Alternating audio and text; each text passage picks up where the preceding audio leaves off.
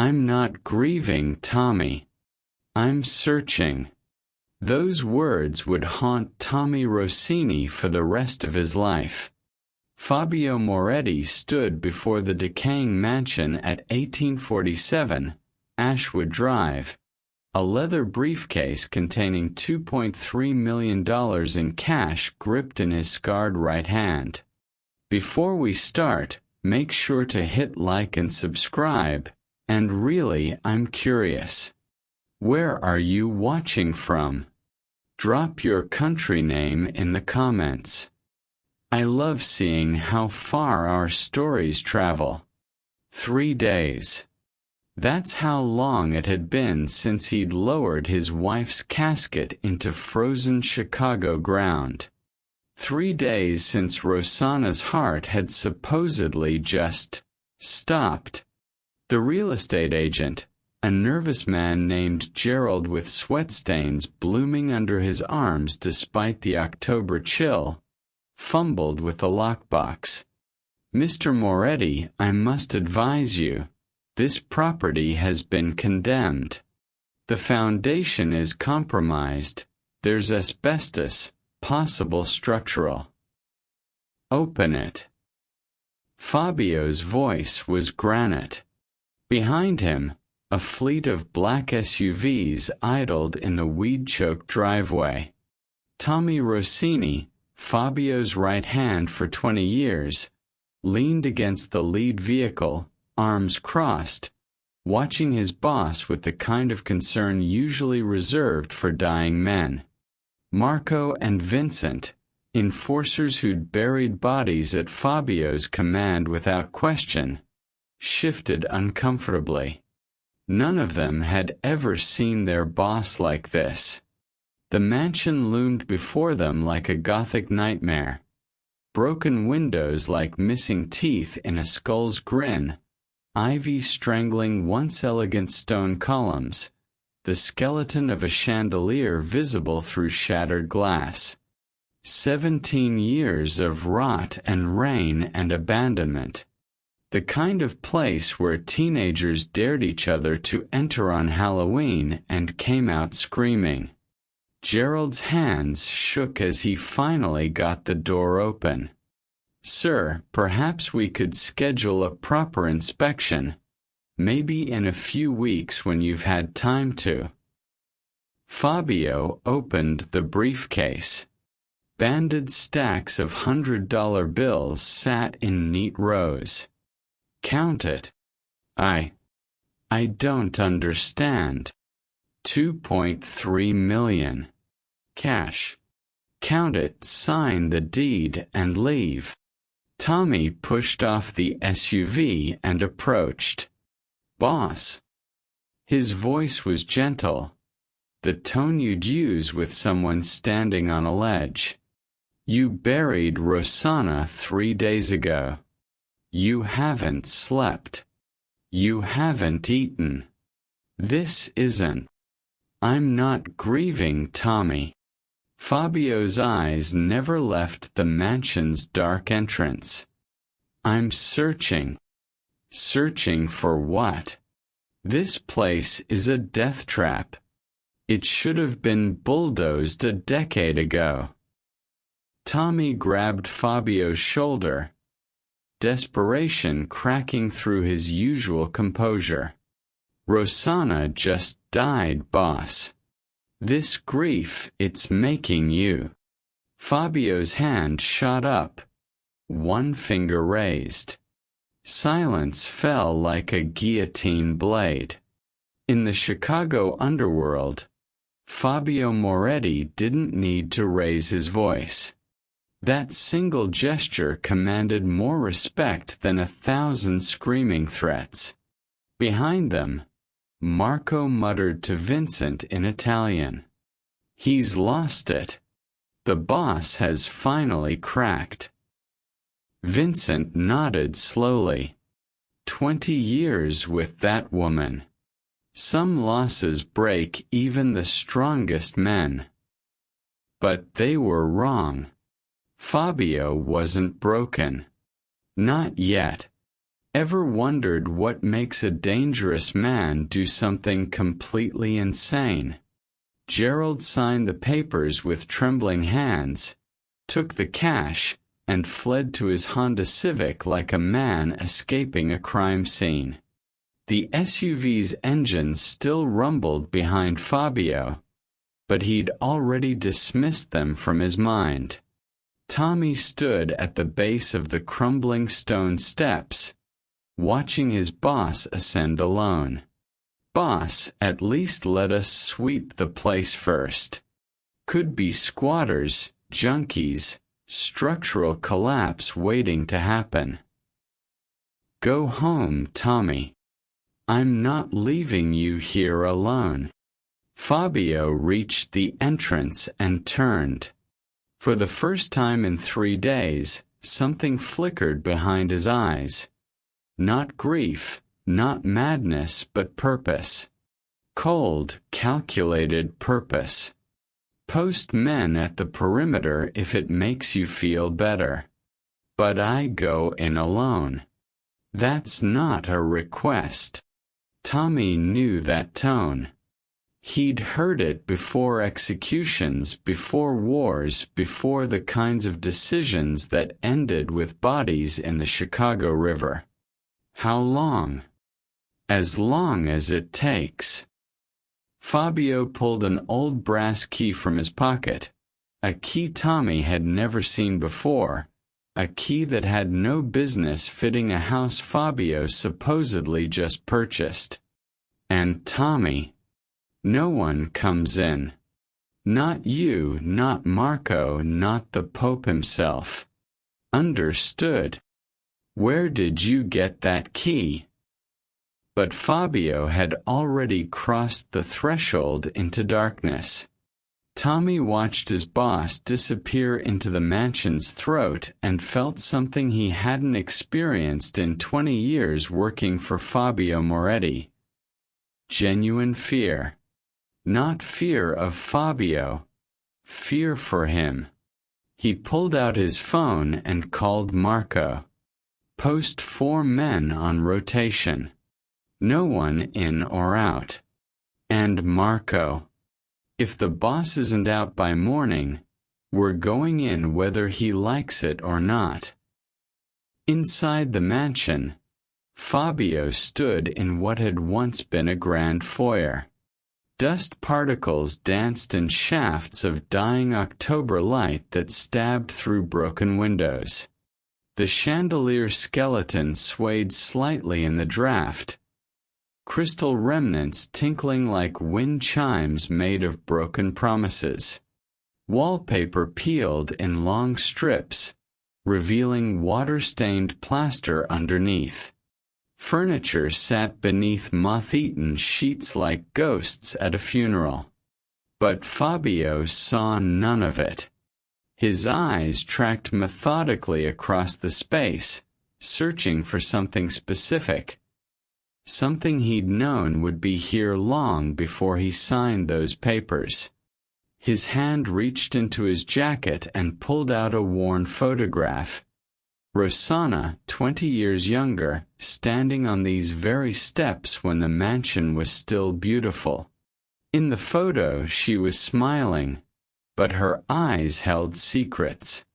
He'd found this photograph in her safety deposit box the morning after her funeral, along with a note in her handwriting. 1847, Ashwood Drive. The basement. When you're ready to know the truth, amore mio. Fabio had never been to this house before today. Rosanna had never mentioned it in 20 years of marriage. But that note, written in her hand, left with her lawyer with instructions to deliver it to him only after her death. Rosanna hadn't died of heart failure. He knew that in his bones. And whatever answers existed, whatever truth she'd hidden for 2 decades, it was buried somewhere in this rotting Gothic corpse of a building. His wife had been paranoid. He'd always attributed it to a traumatic past she refused to discuss. The way she'd wake screaming from nightmares she couldn't remember. The separate bank account she'd insisted on maintaining. The phone calls she'd taken private, her voice dropping to whispers. The way she'd tense every time police sirens wailed past their estate. He'd ignored it all, chalked it up to demons from her mysterious life before she'd appeared in his world 20 years ago. A beautiful enigma who'd walked into his casino one night and somehow penetrated every defense he'd ever built. But now those details felt different. Not like paranoia, like precaution, like someone living a double life. Fabio moved through the foyer, his expensive Italian shoes leaving tracks in the dust. The stairs groaned under his weight as he ascended to the second floor, then back down, mapping the mansion's layout in his mind. 6 bedrooms, 3 bathrooms, a library with empty shelves, a dining room where the table had collapsed in on itself, and everywhere that feeling of wrongness. Like the house was watching him, waiting for him. The kitchen door hung crooked on one hinge. Beyond it, darkness descended into what had to be the basement. Fabio clicked on his flashlight, the same military-grade one he'd carried on collection runs in his younger days, and began his descent. The wooden stairs creaked protests under each step. The smell hit him halfway down, mildew and old paper and something else. Perfume. Faint, almost imaginary but unmistakable. Chanel No. 5. Rosanna's signature scent. His heart, which had been stone for 3 days, cracked slightly. The basement opened into a sprawling space, support columns holding up the mansion's sagging guts, ancient furnace silent in the corner, scattered boxes and broken furniture creating shadows within shadows. And there, on the far wall, barely visible in the flashlight's beam, a seam in the concrete. Not a crack. A line. Too straight. Too deliberate. Fabio's hand found the edge and pulled. The false wall swung open on well-oiled hinges that shouldn't exist in an abandoned building. Beyond it, a hidden room. Small, maybe 10 by 12 feet. And inside, pristine. Clean. Preserved like a time capsule while the rest of the mansion rotted around it. Shelves lined 3 walls, filled with leather-bound journals, all in Rosanna's elegant handwriting. Photographs covered the 4th wall, surveillance shots of Fabio, his crew, his operations, his enemies. Red string connected images like a conspiracy theorist's fever dream. FBI documentation. Case files. Evidence logs. Wire transcripts. And in the center of it all, on a small desk, a single journal lay open, as if Rosanna had just stood up from reading it. Fabio's hands shook as he picked it up. The first entry, dated 20 years ago, was addressed to him. If you're reading this, Fabio, I'm already gone. And I'm so sorry for everything I've kept from you. My name wasn't Rosanna Moretti. It was Rosanna Wright, FBI Special Agent, badge number 47821. This was supposed to be an assignment. It became my life. You became my life. And now I have to tell you everything. Starting with the daughter you never knew you had, and the man who's been holding her hostage to keep me silent for 17 years. The journal slipped from Fabio's fingers and hit the floor. The mansion groaned above him, old with settling, or maybe just bearing witness to the moment a man's entire world collapsed and rebuilt itself in the span of a heartbeat. Tommy was wrong. Fabio hadn't lost his mind. He'd just found something far more dangerous. The truth. The SUV's engines faded into the Chicago night, leaving only silence and the October wind whispering through broken windows. Fabio stood in the center of the foyer, dust motes swirling in the beam of his flashlight like ghosts reluctant to settle. Tommy had argued for 30 minutes. Marco had offered to sleep in his car at the gate. Vincent had suggested rotating shifts inside the mansion itself. Fabio had refused them all with the kind of finality that ended conversations. Post men at the perimeter if you need to, he'd said, his hand already on the door.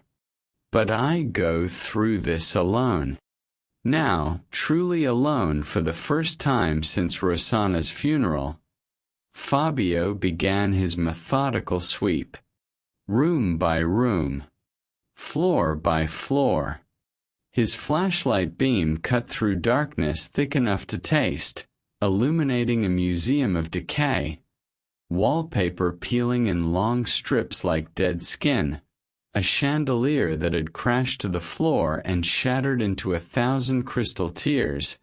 Furniture buried under moth-eaten sheets that might as well have been burial shrouds. Dust coated everything in layers like snow that never melted. But he wasn't seeing the rot. He was seeing her. 20 years ago. The Venetian Casino. Rosanna in a black dress that made every man in the room forget how to breathe. She'd approached his private table without invitation, without fear. The only person in Chicago who looked at Fabio Moretti and saw a man instead of a monster. Deal me in, she'd said. Not asked. Commanded. He'd been fascinated before she'd even touched the cards. Fabio moved through the library, empty shelves gaping like missing teeth. His boot crunched on broken glass. Their wedding night. Rosanna waking up screaming, her body drenched in sweat, eyes wild with terror she couldn't name. Just a nightmare, she'd gasped, but her hands had been shaking for an hour afterward. It became a pattern. 2, 3 times a month. She'd never tell him what she dreamed about. The past, she'd whisper. Just the past. He'd held her and never pressed for more.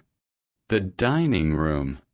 The table had collapsed in on itself, a suicide of wood and time. The separate bank account. I need something that's just mine, she'd insisted early in their marriage. He'd found it strange. His wife had access to millions, could spend freely, wanted for nothing. But she'd been adamant. Please, Fabio, let me have this one thing. He'd agreed because he loved her, because denying her anything felt impossible. Now that small rebellion felt different. Not independence. Preparation. Fabio climbed the stairs to the second floor, each step groaning under his weight. 6 bedrooms, all empty. 3 bathrooms with fixtures corroded by time and neglect. The phone calls. Always late at night, always taken in another room. He'd hear her voice through walls, dropping to urgent whispers he couldn't quite make out. When he'd ask, she'd smile and say it was her sister, her old friend from college, someone from her life before. But her eyes would never quite meet his. And Fabio Moretti had built an empire on reading lies in people's eyes. He found himself in what must have been the master bedroom. A 4-poster bed frame stood skeletal against the far wall, mattress long since removed or rotted away. 2 weeks ago, Rosanna collapsing in their kitchen, her hand clutching her chest, his name on her lips. The ambulance ride that felt like drowning. Doctors in the ER speaking in calm, clinical tones. Sudden cardiac arrest. Sometimes there's no warning. "I'm so sorry, Mr. Moretti." But he'd seen the look in Rosanna's eyes in those final moments. Not pain, not surprise. Recognition. Like she'd been expecting this. Like she'd always known it was coming. Fabio's reflection caught in a cracked mirror on the bedroom wall. His face fractured into a dozen versions of himself. He moved closer, and that's when he saw it. A folded piece of paper tucked into the mirror's frame, yellowed with age but preserved behind the glass. His heart stopped. The handwriting was unmistakable. Rosanna's elegant script, the way she looped her RS, the distinctive slant of her letters. He pulled the paper free, unfolded it with hands that had strangled men without trembling but now shook like leaves. 2 lines. That's all.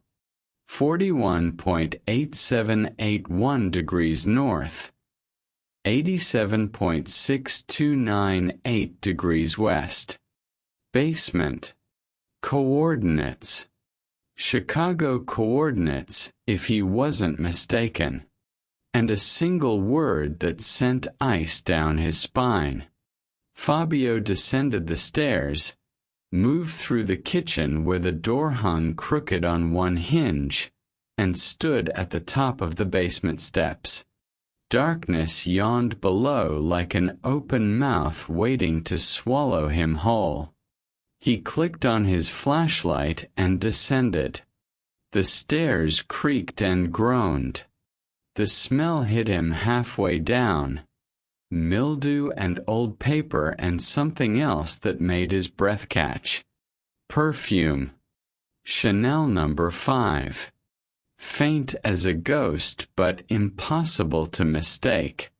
Rosanna sent in a house she'd supposedly never entered, in a basement that had been sealed for 17 years. The beam of his flashlight swept across the space. Support columns, scattered boxes, an ancient furnace silent as a tomb. And there, on the far wall, a seam. Too straight. Too deliberate. Fabio's pulse hammered in his ears as he approached. His fingers found the edge of what looked like solid concrete but gave way under pressure. The false wall swung open on hinges that moved smoothly, silently, impossibly well maintained.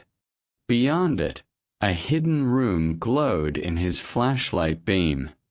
And inside, the truth that would destroy everything he thought he knew.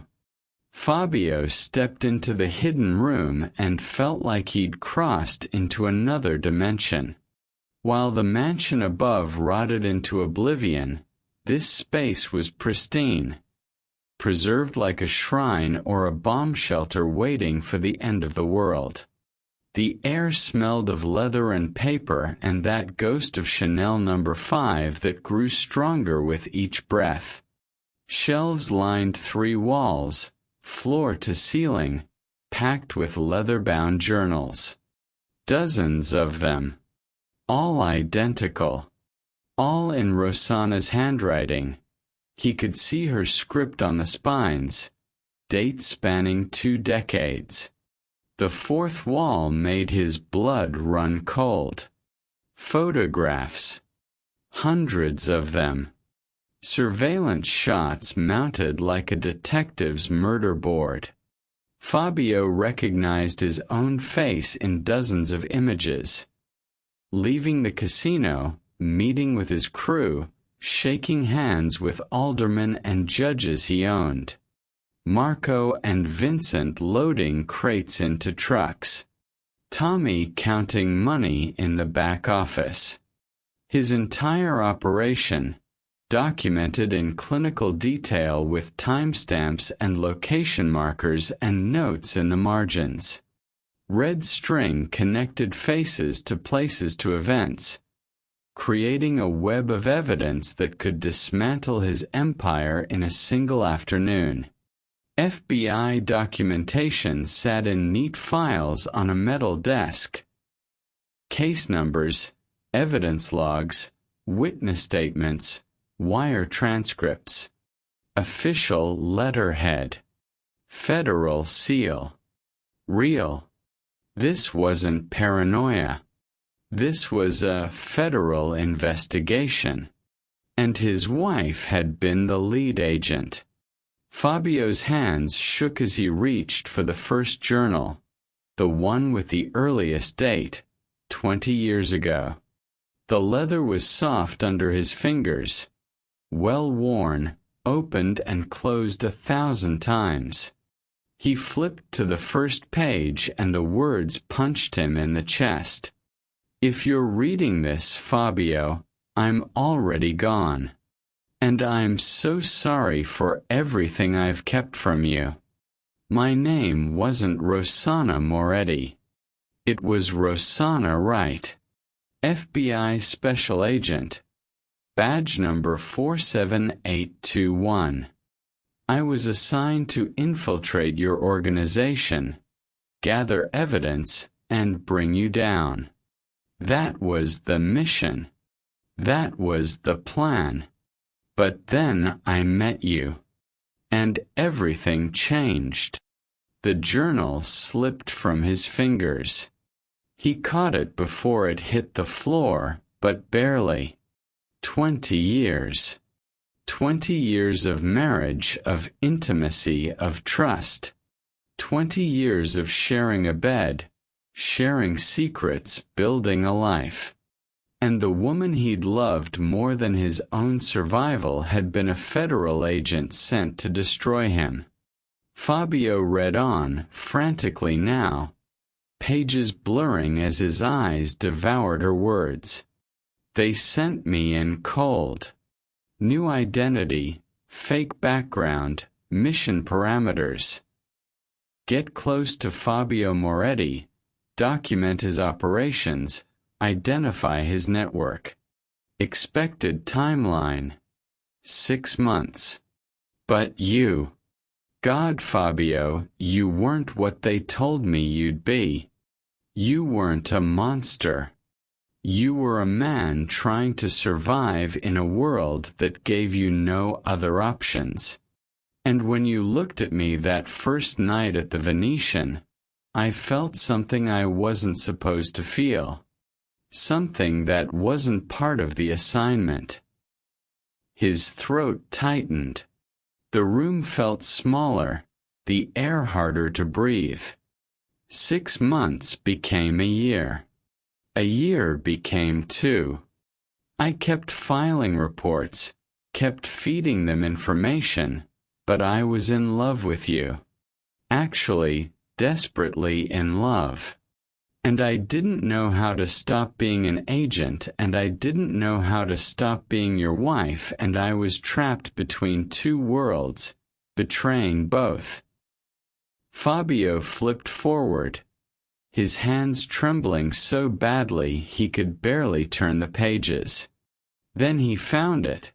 the entry dated 18 years ago that made his heart stop. I'm pregnant. I took 3 tests. All positive. I'm carrying your child, Fabio. Our child. And I can't tell you. God help me, I can't. Because if I do, this baby will be born into your world, a world of violence and enemies and blood. Or worse, the FBI will use the pregnancy to pull me out, and our child becomes leverage, a tool, a weapon in a war between you and the people I work for.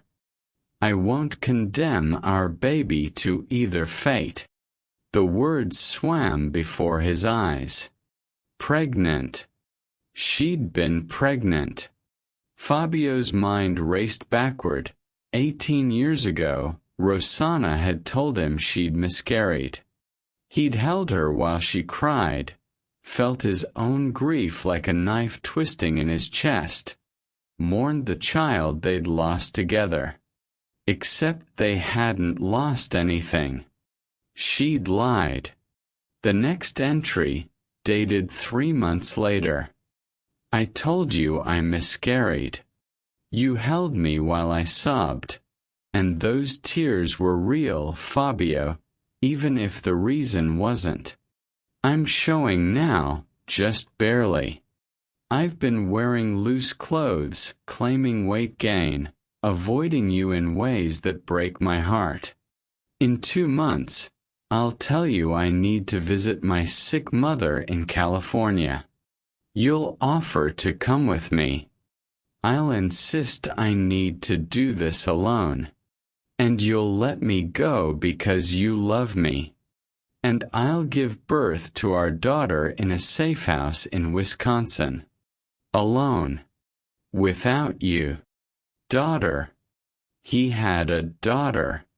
Somewhere in the world, breathing and living and existing, was a child he'd never known about. A child Rosanna had hidden from him for 18 years. Fabio's vision blurred. Rage and heartbreak collided in his chest like tectonic plates grinding together, creating an earthquake that threatened to tear him apart from the inside. His fist slammed into the desk, making the journals jump. He kept reading, tears he didn't remember crying, tracking hot lines down his face. Her name is Isabella. I held her for 6 hours before I had to give her away. She has your eyes, Fabio. Dark and intense and beautiful. She has my nose and your hands, and when she cried, it sounded like both of us. Your strength, my stubbornness. I gave her to a family in Wisconsin. Good people. Safe people. A couple who'd been trying for years to have children and couldn't. They'll love her. They'll keep her away from the FBI and away from the mob and away from the impossible choice between the 2 worlds that has been slowly killing me for years. She's safe from your world and mine. That's all that matters. But the final line of the entry, the words that would haunt Fabio for the rest of his life, came at the bottom of the page in handwriting that looked frantic, desperate. Forgive me, Fabio. But if you're reading this, I'm gone and you finally know the truth. So now I'm begging you, protect her. Find Isabella. Keep her safe. That's all that matters now. She's all that ever mattered. Fabio Moretti, who'd ordered executions without flinching, who'd built an empire on ruthlessness and blood, who'd never let anyone see him weak, collapsed into the chair and let himself shatter. His wife had been his enemy. His enemy had been the love of his life. And together they'd created a daughter who'd been hidden from him for 18 years.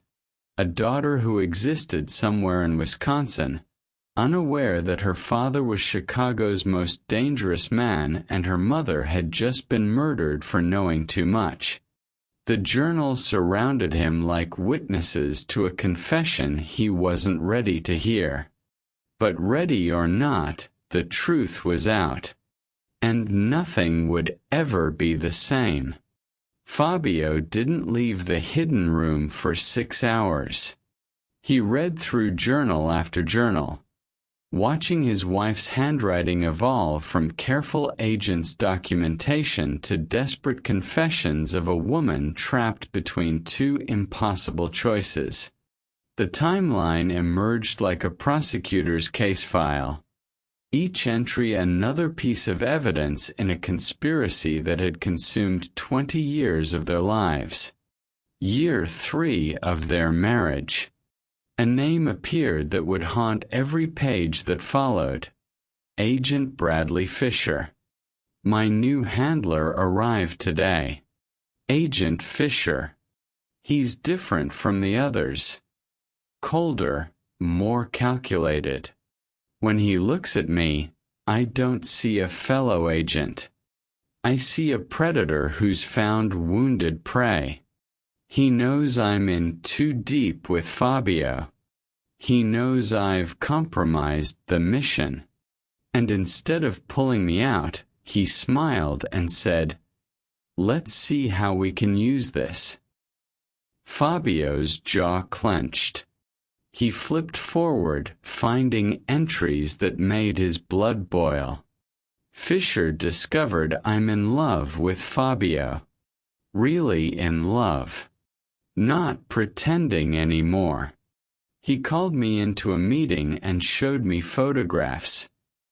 Fabio and me at dinner, holding hands like teenagers.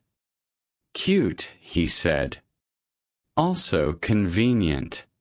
You're not leaving. You're staying exactly where you are.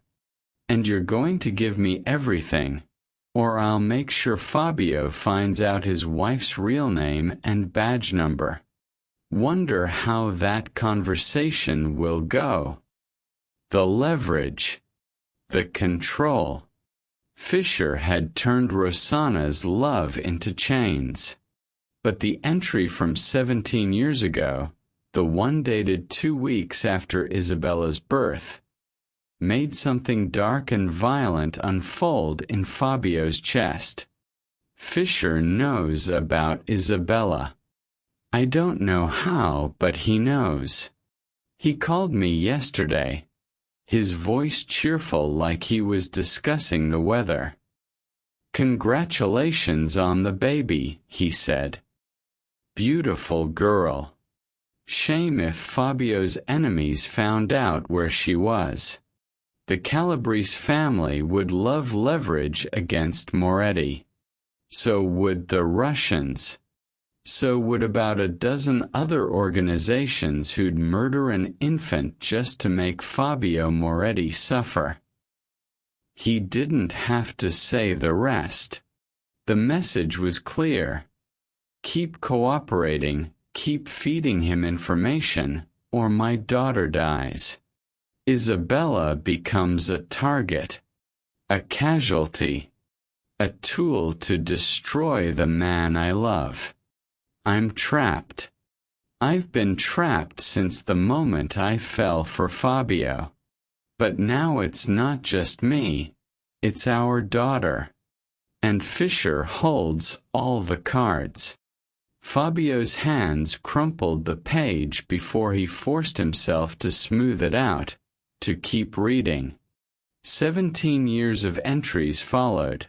17 years of Rosanna walking a tightrope between the FBI and the mob, feeding Fisher enough to keep him satisfied, protecting Fabio enough to keep him alive, all while knowing her daughter was a hostage she'd never see again.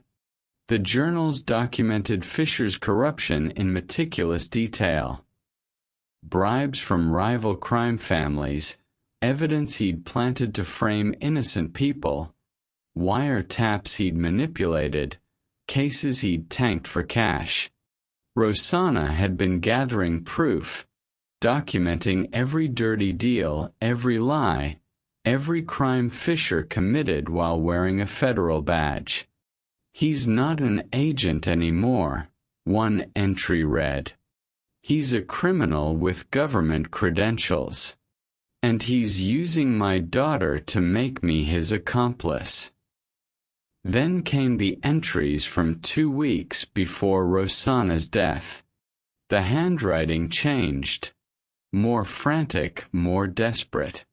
"Fisher wants me to testify against Fabio in a RICO case. 20 years of intelligence all coming to a head. He says it's time to bring down the Moretti empire." I told him no. I can't do it. I won't destroy Fabio, won't send him to prison for life, won't take Isabella's father away from her even if she doesn't know he exists. Fisher's voice went cold. "You'll regret this decision, Agent Wright. You'll regret it very much."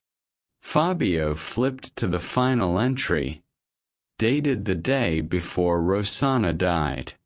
The handwriting was shaky, rushed, terrified. "I've gathered everything. All the evidence against Fisher, recordings, photographs, financial records, testimony from his victims. It's here in the mansion, in the safe behind the third shelf. Combination: October 23rd, 06, the day we got married. If you're reading this, something has happened to me. Fisher threatened me this morning. He knows I have the evidence. He knows I'm planning to expose him. And he knows the only way to stop me is to make sure I never testify. Fabio, if something happens, you need to know. Isabella is at 2847 Maple Street, Madison, Wisconsin. Fisher's brother and sister-in-law, Dennis and Laura Fisher, are her guardians. But she's not their daughter. She's their prisoner. She's been a hostage her entire life. Insurance to keep me silent, to keep me cooperating. Save her, Fabio. Please. I know I don't deserve to ask you for anything after everything I've done, every lie I've told. But save our daughter. She's innocent in all of this. She's the only pure thing that came from this mess. I love you. I always loved you. Even when I was lying. Even when I was betraying you. That was the one truth I could never fake. Protect Isabella. That's all that matters now." The journal entry ended there. The next day, Rosanna had collapsed in their kitchen. Heart failure, the doctors said. No warning signs. Sometimes it just happens. Except it didn't just happen. Fisher had killed her. Murdered her to protect himself, to bury the evidence she'd gathered, to eliminate the one person who could destroy his corrupt empire. Fabio stood, his body moving on autopilot. The third shelf. He pushed it aside, revealing a wall-mounted safe. His fingers trembled as he entered the combination. October 23rd, 06. Their wedding date. The best day of his life, which now felt like the beginning of an elaborate lie. Except it wasn't, was it? Rosanna had loved him. Really loved him. used their wedding date as the combination to the safe that would posthumously save their daughter. The safe door swung open. Inside, flash drives, photographs, audio recordings on microcassettes, financial documents showing wire transfers from Fisher's account to offshore banks. 20 years of corruption, all documented, all preserved, all waiting for this moment. Rosanna hadn't just been a victim. She'd been building a case, gathering ammunition, planning for the day when she'd finally fight back. And now that day had come. Fabio pulled out his phone and dialed Tommy. 2 rings. "Boss, you okay? It's been 6 hours. Find out everything about FBI agent Bradley Fisher." Fabio's voice was granite and ice. Current address, family, associates, daily routine, everything. And Tommy, "Yeah, boss. We're going to Wisconsin. Pack for a week. Tell Marco and Vincent to come too. This isn't business. Fisher knows about Isabella. I don't know how, but he knows. He called me yesterday, his voice cheerful like he was discussing the weather. 'Congratulations on the baby,' he said. 'Beautiful girl. Shame if Fabio's enemies found out where she was. The Calabrese family would love leverage against Moretti. So would the Russians. So would about a dozen other organizations who'd murder an infant just to make Fabio Moretti suffer.' He didn't have to say the rest. The message was clear. Keep cooperating, keep feeding him information, or my daughter dies. Isabella becomes a target, a casualty, a tool to destroy the man I love. I'm trapped. I've been trapped since the moment I fell for Fabio. But now it's not just me, it's our daughter. And Fisher holds all the cards." Fabio's hands crumpled the page before he forced himself to smooth it out, to keep reading. 17 years of entries followed. 17 years of Rosanna walking a tightrope between the FBI and the mob, feeding Fisher enough to keep him satisfied, protecting Fabio enough to keep him alive, all while knowing her daughter was a hostage she'd never see again. The journals documented Fisher's corruption in meticulous detail. Bribes from rival crime families, evidence he'd planted to frame innocent people, wiretaps he'd manipulated, cases he'd tanked for cash. Rosanna had been gathering proof, documenting every dirty deal, every lie, every crime Fisher committed while wearing a federal badge. "He's not an agent anymore," one entry read. "He's a criminal with government credentials. And he's using my daughter to make me his accomplice." Then came the entries from 2 weeks before Rosanna's death. The handwriting changed. More frantic, more desperate. "Fisher wants me to testify against Fabio in a RICO case. 20 years of intelligence all coming to a head. He says it's time to bring down the Moretti empire." I told him no. I can't do it. I won't destroy Fabio, won't send him to prison for life, won't take Isabella's father away from her even if she doesn't know he exists. Fisher's voice went cold. "You'll regret this decision, Agent Wright. You'll regret it very much." Fabio flipped to the final entry, dated the day before Rosanna died. The handwriting was shaky, rushed, terrified. I've gathered everything. All the evidence against Fisher, recordings, photographs, financial records, testimony from his victims. It's here in the mansion, in the safe behind the third shelf. Combination: October 23rd, 06, the day we got married. If you're reading this, something has happened to me. Fisher threatened me this morning. He knows I have the evidence. He knows I'm planning to expose him. And he knows the only way to stop me is to make sure I never testify. Fabio, if something happens, you need to know. Isabella is at 2847 Maple Street, Madison, Wisconsin. Fisher's brother and sister-in-law, Dennis and Laura Fisher, are her guardians. But she's not their daughter. She's their prisoner. She's been a hostage her entire life. Insurance to keep me silent, to keep me cooperating. Save her, Fabio. Please.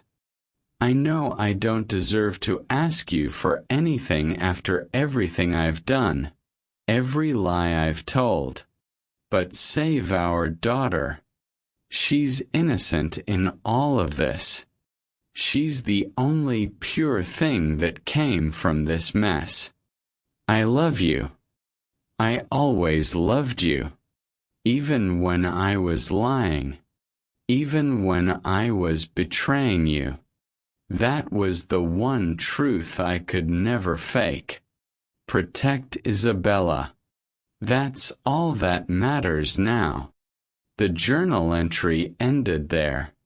The next day, Rosanna had collapsed in their kitchen. Heart failure, the doctors said. No warning signs. Sometimes it just happens. Except it didn't just happen. Fisher had killed her. Murdered her to protect himself, to bury the evidence she'd gathered, to eliminate the one person who could destroy his corrupt empire. Fabio stood, his body moving on autopilot. The third shelf. He pushed it aside, revealing a wall-mounted safe. His fingers trembled as he entered the combination. October 23rd, 06. Their wedding date. The best day of his life, which now felt like the beginning of an elaborate lie. Except it wasn't, was it? Rosanna had loved him. Really loved him. Used their wedding date as the combination to the safe that would posthumously save their daughter. The safe door swung open. Inside, flash drives, photographs, audio recordings on microcassettes, financial documents showing wire transfers from Fisher's account to offshore banks. 20 years of corruption, all documented, all preserved, all waiting for this moment. Rosanna hadn't just been a victim. She'd been building a case, gathering ammunition, planning for the day when she'd finally fight back. And now that day had come. Fabio pulled out his phone and dialed Tommy. 2 rings. Boss. You okay? It's been 6 hours. Find out everything about FBI agent Bradley Fisher. Fabio's voice was granite and ice. Current address, family, associates, daily routine, everything. And Tommy. Yeah, boss. We're going to Wisconsin. Pack for a week. Tell Marco and Vincent to come too. This isn't business. A pause. What is it, then? Fabio looked at the photograph of Rosanna holding an infant, the only picture of Isabella she'd allowed herself to keep. His daughter, his child, held hostage for 17 years by a corrupt agent who'd murdered the woman Fabio loved. It's personal, Fabio said. And Tommy, this is going to get ugly. He hung up before Tommy could respond, his eyes fixed on the address written in Rosanna's handwriting. 2847 Maple Street, Madison, Wisconsin. Fisher had made a fatal mistake. He'd killed Rosanna thinking it would bury the truth. Instead, he'd just guaranteed that Fabio Moretti, the most dangerous man in Chicago, now had a mission that couldn't be stopped, couldn't be bargained with, couldn't be reasoned with. Find Isabella, expose Fisher, and make the man who murdered his wife wish he'd never been born. The war had just begun. They left Chicago at midnight. 2 SUVs, black as the October sky, slipping through the city like shadows fleeing dawn. Fabio rode in the lead vehicle with Tommy at the wheel. Marco and Vincent followed in the second, far enough back to avoid suspicion, close enough to respond if things went sideways. "Boss," Tommy had asked while loading duffel bags into the trunk, "what kind of business are we running in Wisconsin?" Fabio had stared at him with eyes that had gone somewhere distant and cold, the kind you don't ask questions about. Tommy knew that tone. He'd heard it before executions, before wars, before the kinds of missions that changed everything. So he'd simply nodded, climbed behind the wheel, and pointed them north toward the interstate. Now, 3 hours into the 8-hour drive, Fabio sat in the passenger seat with another of Rosanna's journals open on his lap, reading by the dim glow of the car's interior light. Tommy kept his eyes on the road and his mouth shut. Whatever was in those journals had transformed his boss from a grieving husband into something else entirely. Something focused and lethal and absolutely terrifying. Fabio turned a page and felt his heart crack open again. "Happy first birthday, Isabella. I watched you from across the park today. You were with Laura Fisher. She held your hand while you took wobbly steps toward the sandbox. You fell twice. You laughed both times. You have your father's eyes, dark and intense even at 1 year old. You have my stubbornness, the way you kept trying to walk even when your legs couldn't quite hold you yet. I wanted to run to you, hold you, tell you I'm your mother and I love you more than breathing. But I stayed hidden behind a tree like a criminal stalking her own child. Because that's what I am now, a ghost in your life. A woman who gave birth to you and then gave you away. Happy birthday, my beautiful girl. I hope someday you'll understand why I couldn't keep you." The entries continued, one for every year. 18 letters Rosanna had written but never sent, observations made from a distance, a mother documenting a daughter's childhood through stolen glimpses and surveillance from afar. "Happy 5th birthday, Isabella. I saw you at the farmer's market with the Fishers. You were wearing a yellow dress and arguing about ice cream flavors. Even at 5, you're fierce. You reminded me so much of your father in that moment. The way he negotiates, the way he refuses to back down. You chose chocolate. You always choose chocolate. Happy 10th birthday, Isabella. You're tall now. Athletic. I watched your soccer game from the parking lot. Number 7. You scored twice. The Fishers cheered from the bleachers like proud parents, and I hated them for getting to be close to you while I stayed hidden. But I was proud too. So proud I could barely breathe. Happy 16th birthday, Isabella. You're becoming a woman now. I saw you at the library, studying with friends. You laughed at something one of them said, and for a moment you looked exactly like I did at your age. But you're stronger than I ever was. I can see it in the way you carry yourself. You inherited the best parts of both of us. Your father's strength, my stubbornness. God help anyone who underestimates you. Fabio's vision blurred. He closed the journal and pressed his forehead against the cold window, watching dark fields blur past at 70 miles per hour. 18 years. Rosanna had spent 18 years watching their daughter grow up from a distance, documenting every milestone like a biographer chronicling a stranger's life. And suddenly, other memories surfaced.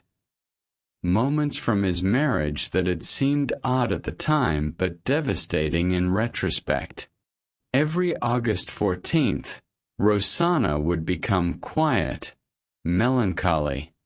She'd claim she was tired, needed space, would spend the day alone in their bedroom with the door locked. Fabio had assumed it was grief for something from her mysterious past. Now he understood. August 14th was Isabella's birthday. And every year, Rosanna mourned the daughter she couldn't hold. Her annual visits to family in Wisconsin, always alone, always for just a weekend, always returning exhausted and red-eyed. My cousin is going through a hard time, she'd say. Or my aunt needed help with something. Fabio had never questioned it. Now he realized she'd been visiting Isabella, watching from a distance, stealing moments with a daughter who didn't know her mother was the woman hiding behind trees and sitting in parked cars across the street.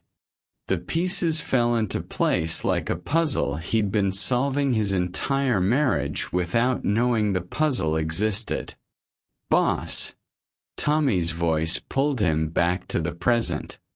We're 30 minutes out. Fabio straightened, his grief hardening into something sharper. Determination. Purpose.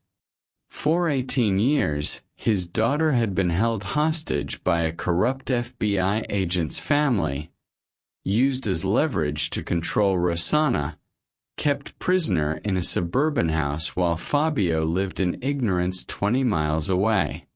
That ended today. They arrived in Madison as dawn bled pink and gold across the horizon. The city stirred awake, joggers on sidewalks, coffee shops flicking on lights, cars pulling out of driveways for the morning commute. Fabio directed Tommy through clean streets lined with maples turning orange and red, past parks where children would play later, past schools preparing for another ordinary day. 2847 Maple Street sat in the middle of a block that could have been ripped from a postcard.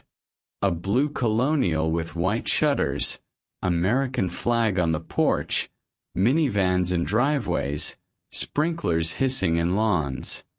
The kind of neighborhood where everyone knew everyone, where kids sold lemonade in summer and nothing dangerous ever happened.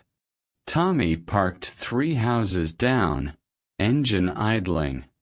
Marco and Vincent pulled up behind them, waiting for orders.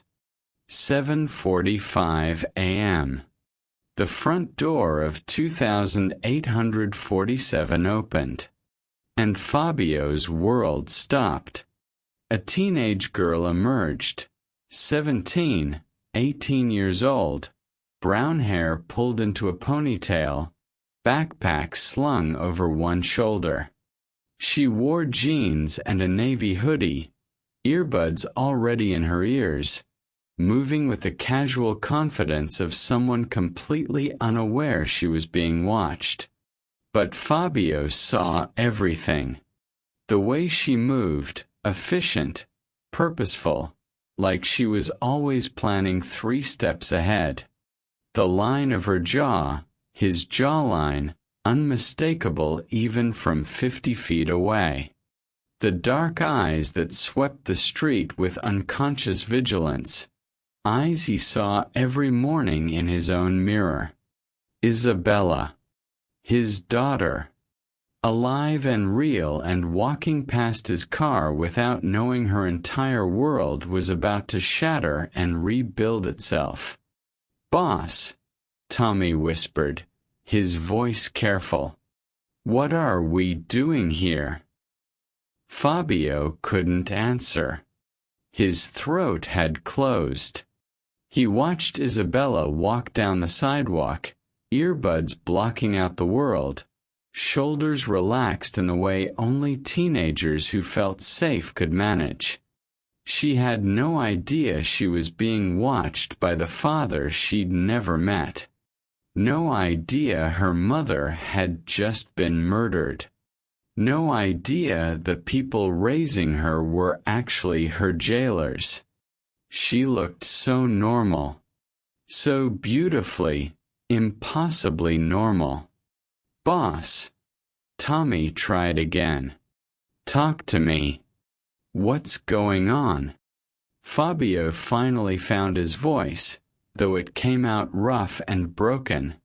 "That girl." He couldn't look away. "That's my daughter." Silence filled the SUV like a held breath. Tommy's head snapped toward Fabio, then back to Isabella, then back to Fabio. "You're what?" But Fabio was already opening the door, already moving, already following Isabella at a distance as she walked toward the bus stop at the end of the street. He stayed far enough back to remain invisible, close enough to study every detail of the daughter he'd never known existed, the life Rosanna had hidden from him for 18 years. Isabella reached the bus stop, pulled out her phone, scrolled through something that made her smile. That smile, it was Rosanna's smile, the small, secret one she wore when she thought no one was watching. The bus arrived. Isabella climbed aboard. The doors closed. And Fabio stood on the sidewalk in Madison, Wisconsin, watching the yellow bus carry his daughter away, feeling like a man who'd just discovered he'd been living in a prison without walls for 2 decades. Behind him, Tommy, Marco, and Vincent gathered, waiting for orders. Fabio turned to face them, his eyes hard with purpose. "We're staying. Find a hotel." And Tommy, "Yeah, boss. Don't let that house out of your sight. The Fishers don't leave. They don't make phone calls. They don't take a breath without us knowing about it." Tommy nodded slowly, finally understanding. "What's the play here?" Fabio looked back at 2847 Maple Street. the pretty blue colonial where his daughter had been held prisoner her entire life. "We get her back," he said simply, "and we make everyone who kept her from me wish they'd never been born." Fabio spent 3 days watching, learning, planning. Dennis and Laura Fisher were exactly what they appeared to be: model citizens in a model neighborhood. Dennis worked as an accountant for a mid-sized firm downtown. Laura volunteered at the library and coached youth soccer. They attended church on Sundays, hosted barbecues for neighbors, recycled religiously. Their tax returns were clean. Their credit scores were pristine. Not even a parking ticket between them. On paper, they were Isabella's legal parents. Adoption finalized 18 years ago through legitimate channels, or channels that appeared legitimate until you knew to look for Bradley Fisher's fingerprints on the forged documents. Without proof of coercion, without Isabella's testimony, Fabio couldn't just take her. Kidnapping charges would follow. Police, FBI.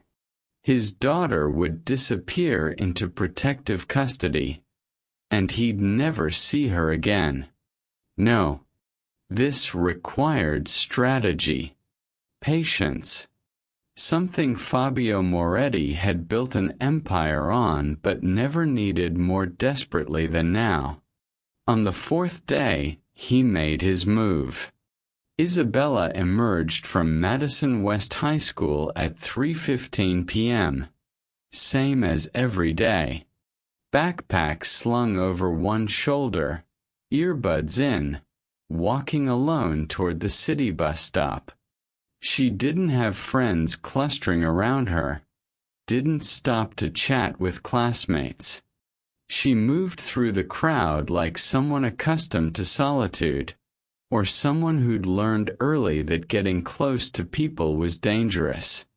Fabio intercepted her 2 blocks from school, stepping into her path with the kind of calculated casualness that came from 30 years of reading people. "Excuse me, Isabella?" She stopped, pulled out one earbud. Her eyes swept over him in a single efficient glance, noting his expensive suit, his Italian shoes, the way he carried himself with authority. Threat assessment completed in 2 seconds. This wasn't a normal teenage girl. "Do I know you?" Her voice was level, polite, but guarded. "No, but your mother knew my wife." The lie slid off his tongue smoothly. "I was asked to check on you. Make sure you were doing okay." Something flickered behind her eyes. "My mother. Your birth mother. She asked me before she passed to make sure you were safe. Happy." Fabio kept his voice gentle, non-threatening. "Is there somewhere we could talk?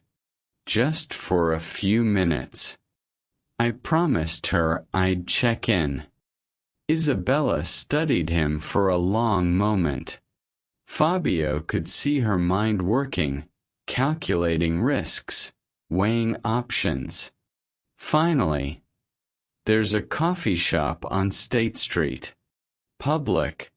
Lots of witnesses. Smart girl. That works." They walked in silence to a small cafe with exposed brick walls and college students hunched over laptops. Fabio bought her a hot chocolate. She'd ordered it without hesitation, another detail filed away. She liked chocolate, just like in Rosanna's journals, and they sat at a corner table where she could see both exits. Fabio studied her across the small table. drinking in every detail. The way she tucked hair behind her ear was pure Rosanna. The way her eyes never quite settled, always scanning the room, was survival instinct learned too young. She had his cheekbones, his intensity, but Rosanna's grace, her careful way of moving. "So," Isabella said, wrapping her hands around the mug, "you knew my birth mother?" "My wife knew her. They were close." "Not a lie, technically. She passed away recently. Before she died, she made me promise to check on you." "Why didn't she check on me herself?" The question was sharp, probing. She wanted to, but circumstances made it difficult, complicated. Fabio chose his words carefully. "She thought about you every day, wanted to make sure you were safe." Isabella's eyes narrowed slightly. "My parents, my adoptive parents, they're very protective. I don't have much freedom. They monitor everything. Where I go, who I talk to, what I do online." She said it casually, but Fabio heard the edge underneath. "Do you know why that might be?" A test. She was testing him. "Sometimes people are protective because they care," Fabio said carefully. "And sometimes they're protective because they have something to protect." Isabella's lips curved into something that wasn't quite a smile. "That's an interesting answer." "Tell me about your wife," she said, changing direction abruptly. "The one who passed away. What was her name?" "Rosanna." And here, Fabio let truth bleed through. "She was the most extraordinary woman I ever met. Brave, intelligent, stubborn as hell. She had this way of seeing through everyone's defenses, getting past walls people spent years building. When she walked into a room, everything changed." Isabella's expression shifted. Just for a second, a flicker of something that looked like recognition, maybe even grief, before she locked it away. "She sounds special." She was. "She died 2 weeks ago. Heart failure, they said." Fabio watched Isabella's reaction carefully. "But I don't believe it." Isabella's hands tightened on her mug. "Why not?" "Because the night before she died, she told me she had something important to tell me. Something that would change everything. And then she was gone." Fabio leaned forward slightly. "Do you believe in coincidences, Isabella?" "No." The word came out hard, certain. "I don't believe in coincidences at all." They stared at each other across the table, an entire conversation happening in the silence between words.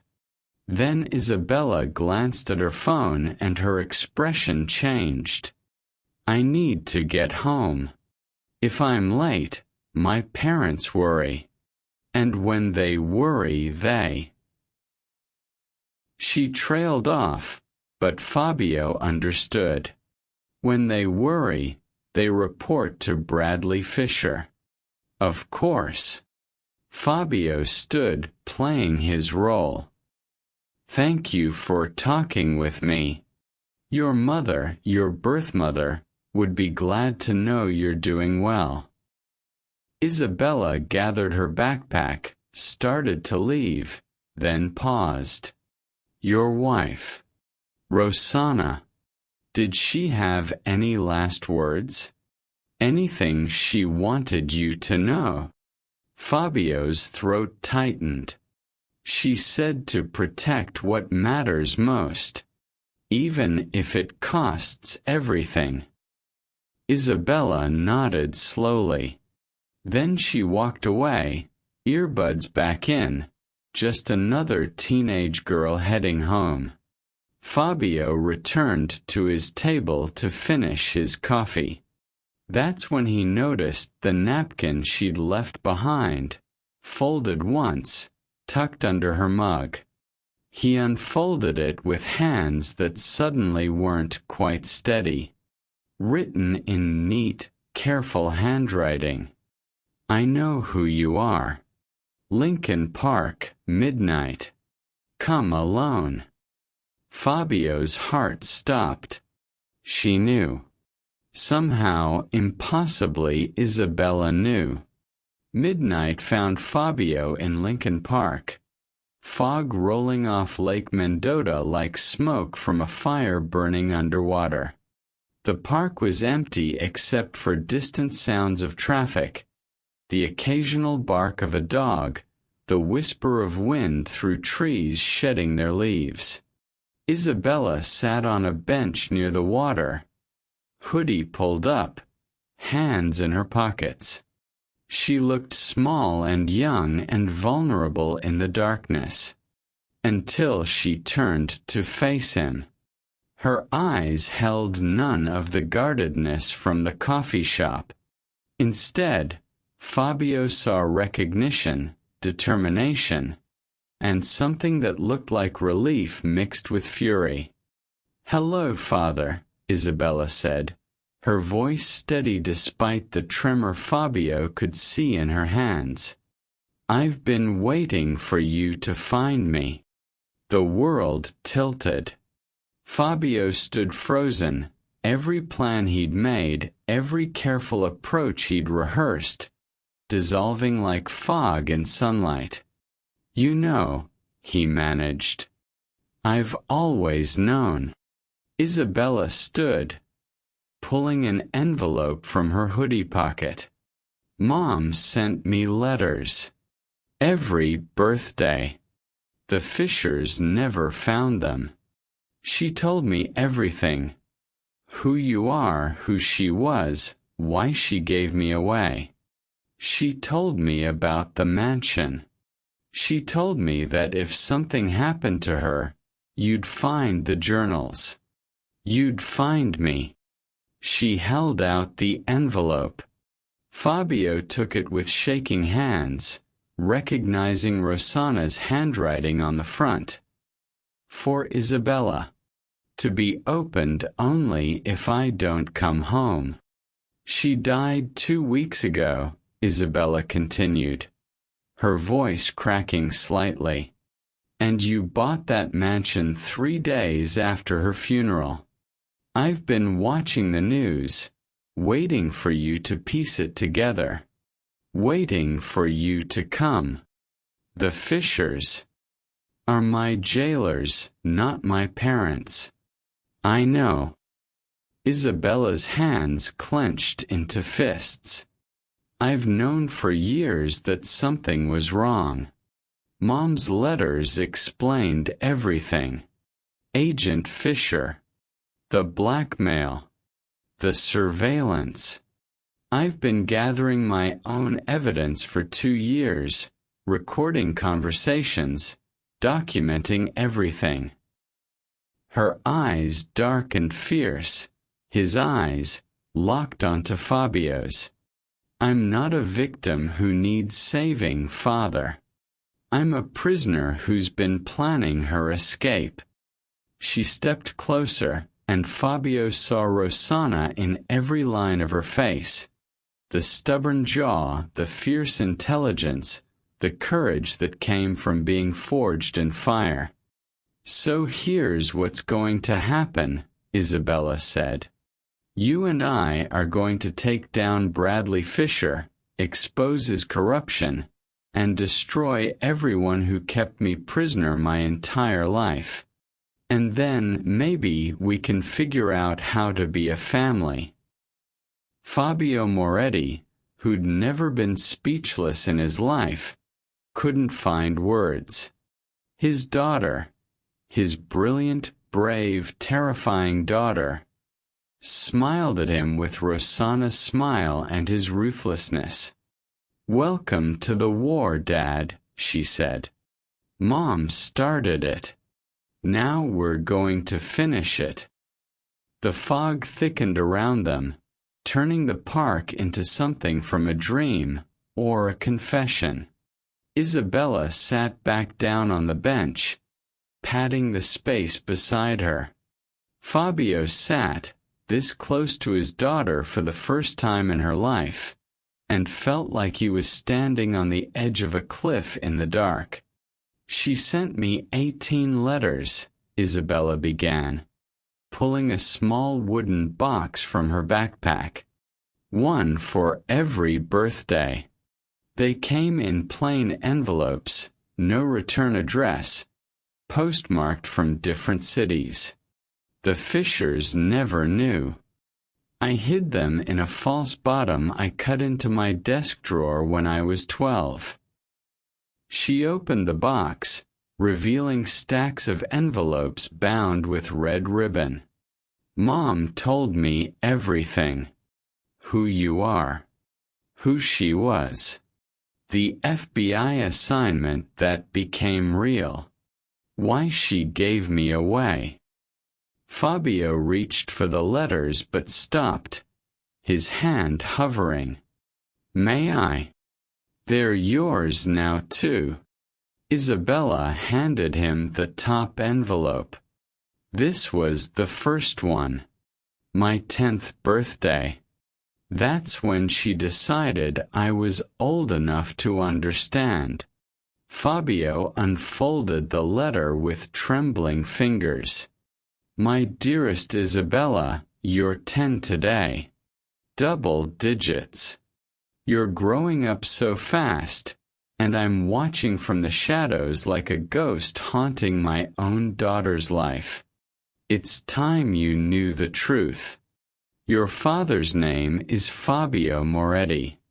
He doesn't know you exist. Not because he wouldn't want you, but because I made the choice to keep you from him.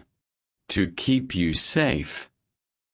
"She wrote like that every year," Isabella said quietly. "Telling me more each time. The life she left. The life you lived. Why she kept me hidden in this perfect suburban prison." Her voice hardened. "But the Fishers weren't perfect. I knew something was wrong even before Mom's letters confirmed it." She pulled out her phone, swiping through files with practiced ease. "I started recording conversations when I was 15. At first it was just insurance, documentation, proof that I wasn't crazy, that the surveillance and control and constant monitoring wasn't normal parenting." She handed the phone to Fabio. "Listen to this one. 3 months ago." Fabio pressed play. Dennis Fisher's voice crackled through the speaker. Tinny but clear. "Bradley, she's asking questions again. Wants to know why she can't go to the homecoming dance, why we track her phone, why she needs permission to talk to anyone new." Bradley Fisher's response made Fabio's blood freeze. Then remind her what happens if she steps out of line.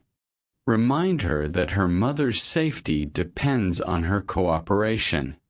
The girl needs to understand her place. "She's 17, Brad. How much longer can we?" "As long as necessary. She's leverage. That's all she's ever been. Keep her contained, keep her compliant, or Rosanna pays the price. And if Rosanna talks, the girl pays the price. Everybody understands their role here. Isabella took the phone back, her jaw tight. They're not guardians, Father. They're my jailers. And I have 2 years' worth of recordings like that one. Fabio's hands clenched into fists. Why didn't you run? You could have. And gone where? Isabella's eyes flashed. I was 15 when I started understanding what was really happening. No ID, no money, no proof of who I really was. And every letter from Mom said the same thing. Stay safe.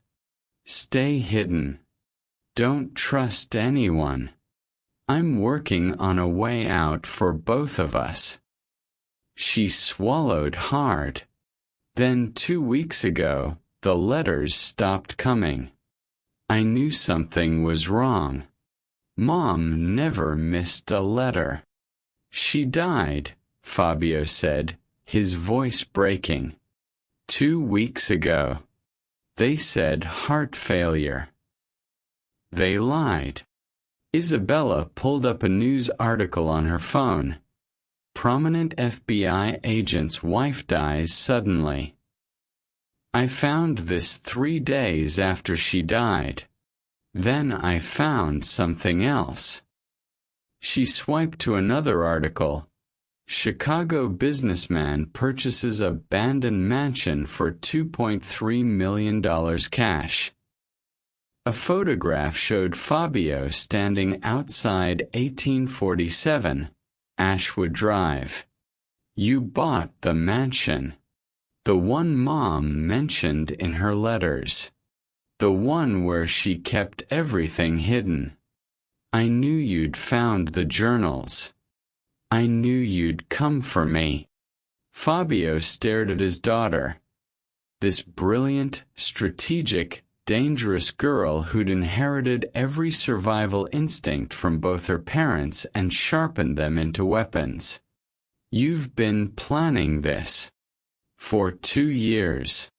Isabella's smile was sharp.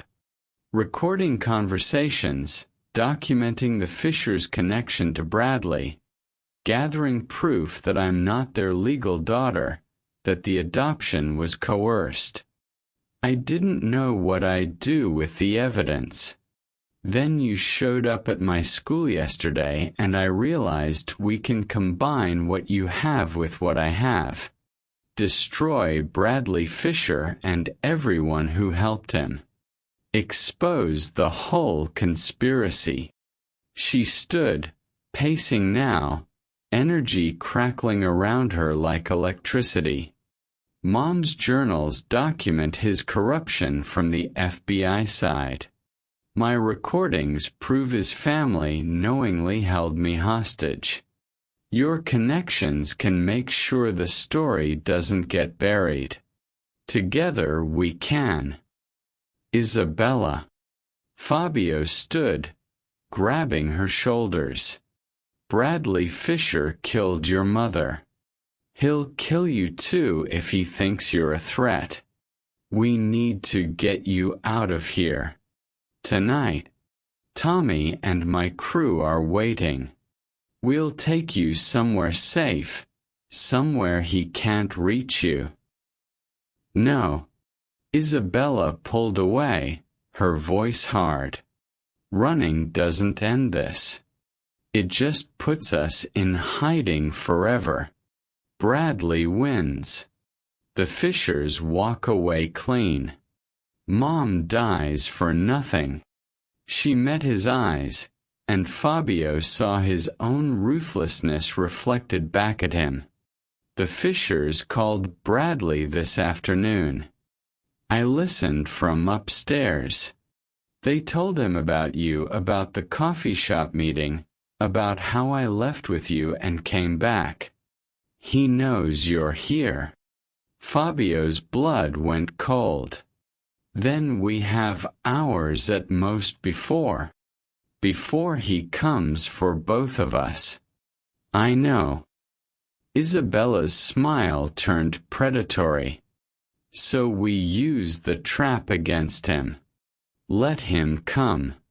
Let him think he's cornering us.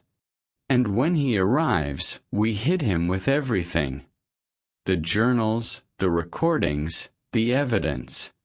We make it public, make it loud, make it impossible to bury. That's insane. You're asking me to use you as bait. I'm asking you to trust me.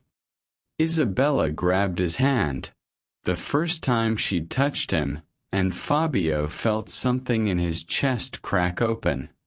Mom spent 18 years protecting me from both worlds. Yours and hers. She died trying to keep me safe. But I'm not a child anymore, Father. I'm a weapon she spent 18 years forging. And I'm done hiding. Fabio looked at his daughter. 17 years old, fearless, ready to go to war with a corrupt FBI agent who'd already murdered once. Every instinct screamed to grab her, throw her in the SUV, and drive until they hit a border. Keep her safe. Keep her hidden. Keep her away from the violence that had defined his entire life. But then he remembered Rosanna's final journal entry. Isabella has your strength and my courage. When the time comes, trust her. What's the plan? He heard himself say. Isabella's grin was pure Moretti ruthlessness mixed with right determination. We go back to Chicago. Back to the mansion. That's where Mom kept everything, where the story started. Bradley will follow. He has to. We're the only people who can destroy him. We set up surveillance, document everything, and when he makes his move. She pulled out her phone again. I've already contacted 3 journalists I've been building relationships with for 6 months. The moment Bradley shows his hand, the evidence goes public. Simultaneously. No way to stop it. You've been planning this for 6 months? Since I turned 17 and realized Mom might not make it out alive. Isabella's voice went quiet. I knew something was coming. I could feel it. So I prepared for the war she couldn't finish. Fabio pulled his daughter into his arms. Awkward at first, neither of them sure how to do this. But then Isabella collapsed against him and he felt her shoulders shake with sobs she'd been holding back for 2 weeks. I'm sorry, he whispered into her hair.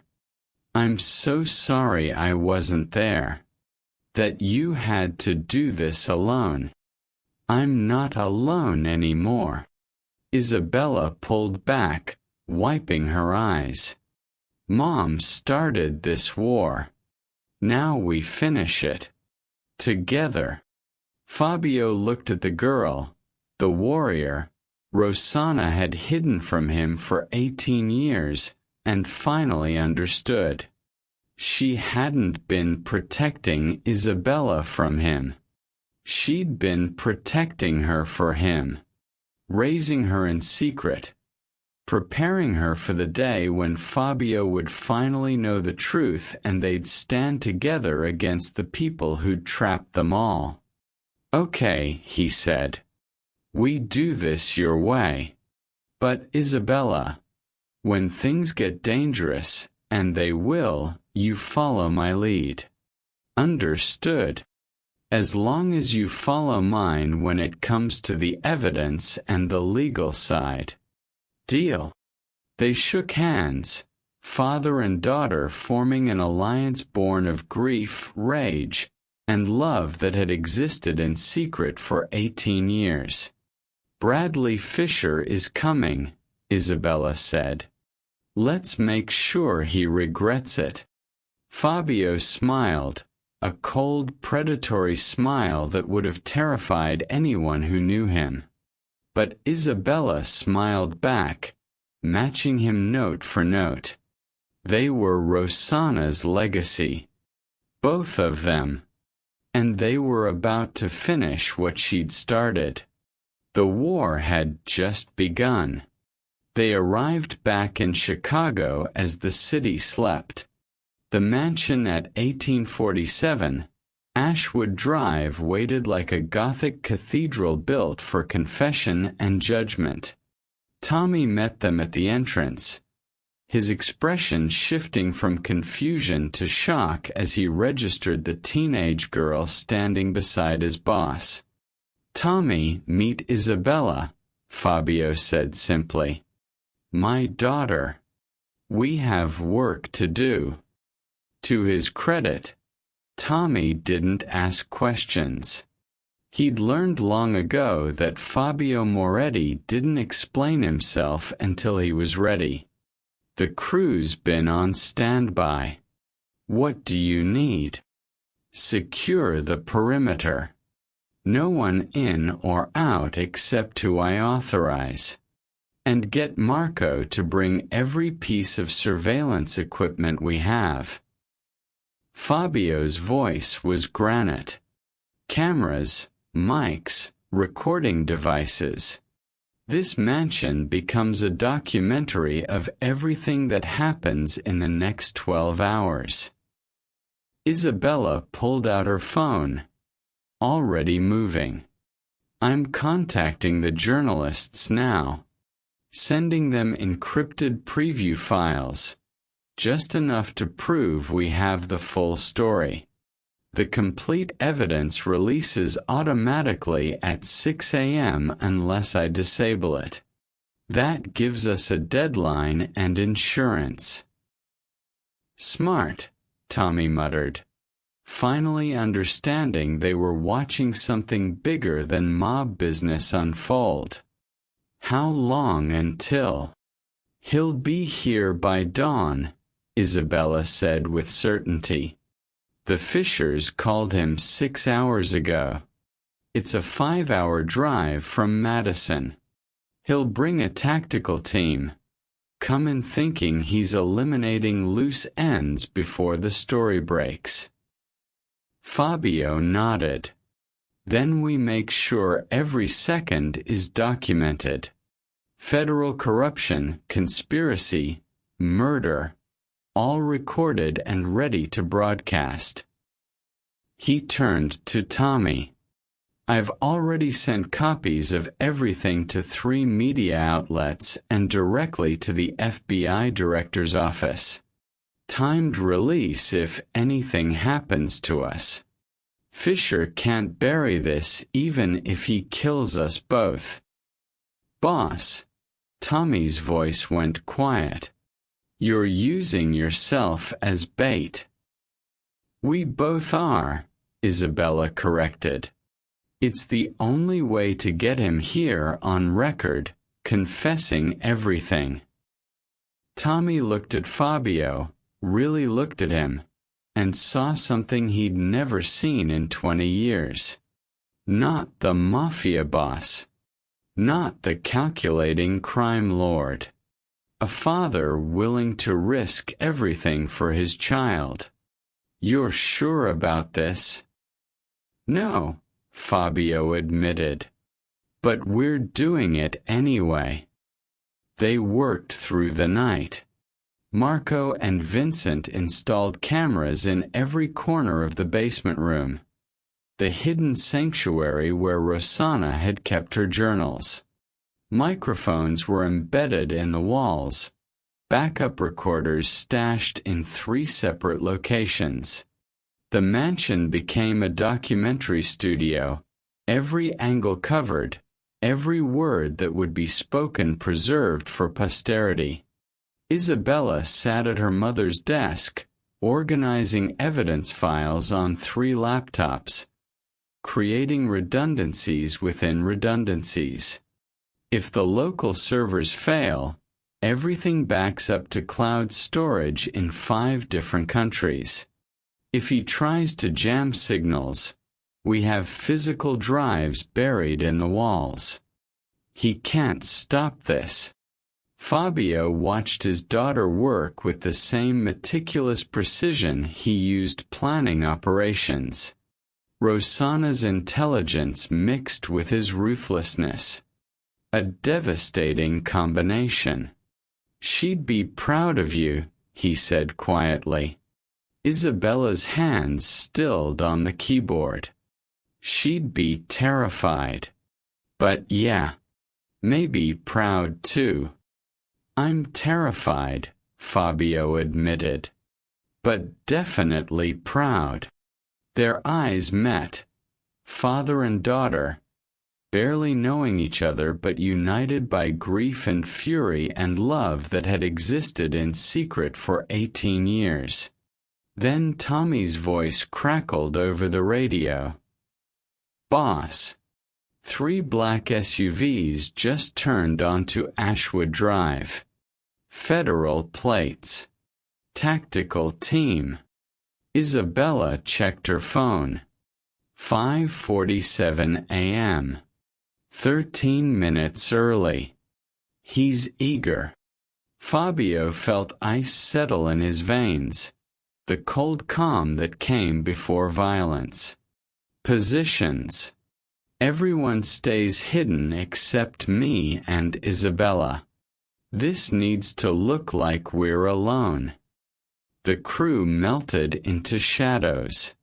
Fabio and Isabella descended to the hidden room, the door left conspicuously open, light spilling into the basement like an invitation. They stood in the center, surrounded by Rosanna's journals and evidence of 20 years of corruption, waiting. Footsteps above. Heavy boots. Multiple people moving with tactical precision. A voice barked orders. "Clear the first floor. Basement next. They're here. I can feel it." Bradley Fisher's voice. Fabio recognized it from Isabella's recordings. Cold, authoritative, certain of his control. The basement door crashed open. Boots pounded downstairs. Then Fisher appeared at the threshold of the hidden room, tactical vest over his suit, Glock 19 drawn and aimed directly at Fabio's chest. Behind him, 4 agents in full gear, rifles raised. "You shouldn't have come looking, Moretti." Fisher's smile was predatory. "Some secrets should stay buried." Fabio remained perfectly still, hands visible, voice calm as death. "You killed her. Rosanna. The heart failure. That was you." Fisher's smile widened. "She was going to destroy everything.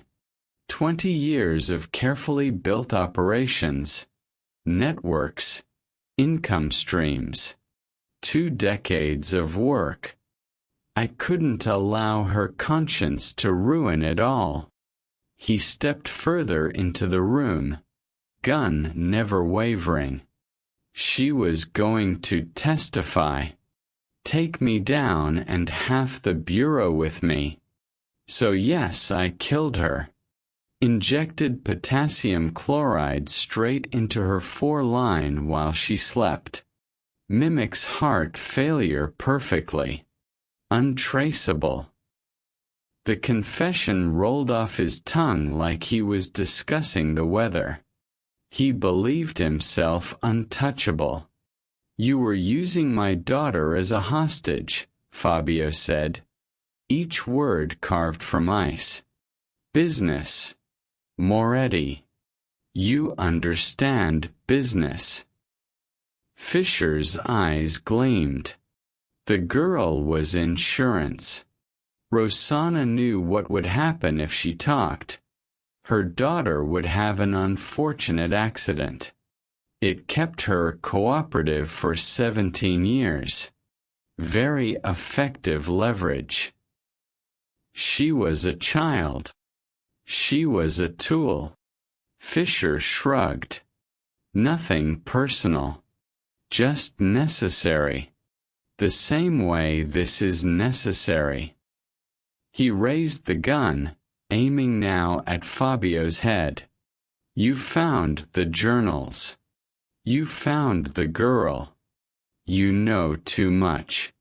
Time to clean up loose ends. But I'm not Rosanna. Fabio's smile was razor-sharp.